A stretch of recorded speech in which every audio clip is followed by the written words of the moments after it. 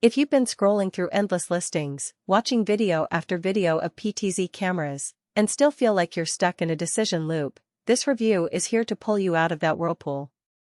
I've spent a few weeks digging into the AVKANS 20X NDI PTZ camera kits, watching unboxing videos, reading forums where livestream producers talk about setup headaches, and even skimming a couple of the 154 5-star reviews to see what people actually like or don't like about this bundle.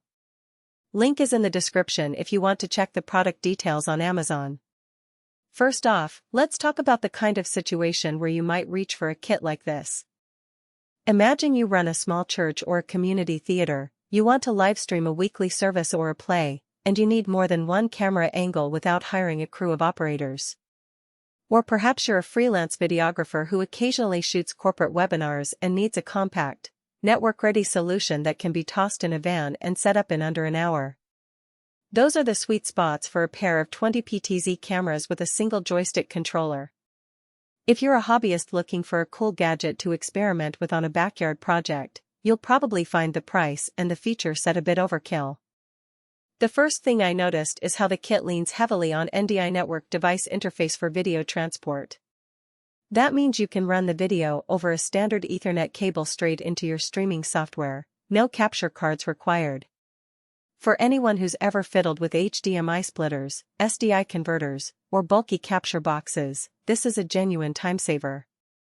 In practice, I set up the two LV20N cameras in a modest auditorium, plugged each into a switch using Cat5e cable, and routed the feeds directly into OBS on a laptop. The moment I hit start streaming, the video appeared clean, without the lag or jitter I sometimes see when a capture card is busy handling multiple inputs. The only hiccup was making sure my router could handle the combined bandwidth. NDI streams at 1080p can chew through a gigabit link fast, so a solid gigabit router is almost a requirement. Autofocus is another area that often makes people pause before buying a PTZ. The AVKANS cameras claim A-driven auto tracking, which on paper sounds like they'll lock onto a presenter and stay sharp even when they move around a stage. In a real-world test, the cameras did follow a speaker as they stepped left and right, but there was a slight delay, roughly a second, before the focus caught up. If your production involves fast-moving presenters or a sports-like environment where the subjects dart across the frame, that lag could be a problem. For a static talk, however, the tracking works fine and saves you from constantly readjusting focus manually. Low light performance is the next practical concern. The LV20N sensor isn't the biggest, and the cameras don't have a huge aperture, so they aren't going to be the first choice for a dimly lit basement. In the church setting, I tried them under fluorescent lighting and a modest stage wash. The image stayed relatively clean, though you do see a pinch of noise in the shadows. If your venue already has decent lighting, you'll be fine. If you're trying to capture a candlelit ceremony, you might need to bring in supplemental lighting or look for a dedicated low-light PTZ model. Stabilization isn't a term you usually hear with PTZ units, but the motorized pan tilt can feel jittery when you make rapid direction changes. The joystick controller is surprisingly smooth for its price point, giving you fine-grained control without the twitchy sensation you sometimes get with cheaper servos. That said, if you plan to move the cameras quickly, say, tracking a performer sprinting across a stage, you'll notice a slight overshoot before the system settles. It's not a deal-breaker for most worship services or panel discussions, but it does limit you to moderate panning speeds.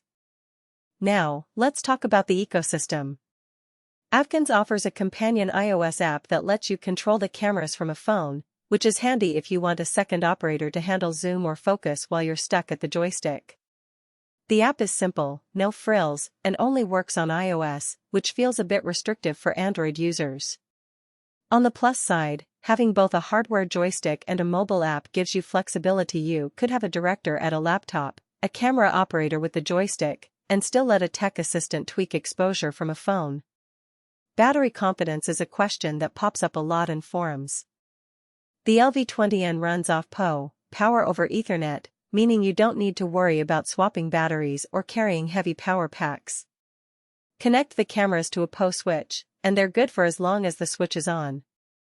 That's a huge plus for anyone who wants to set up and forget, especially in venues where power outlets are limited. You'll still need to keep an eye on your network equipment's uptime, But the cameras themselves aren't a moving part in the power.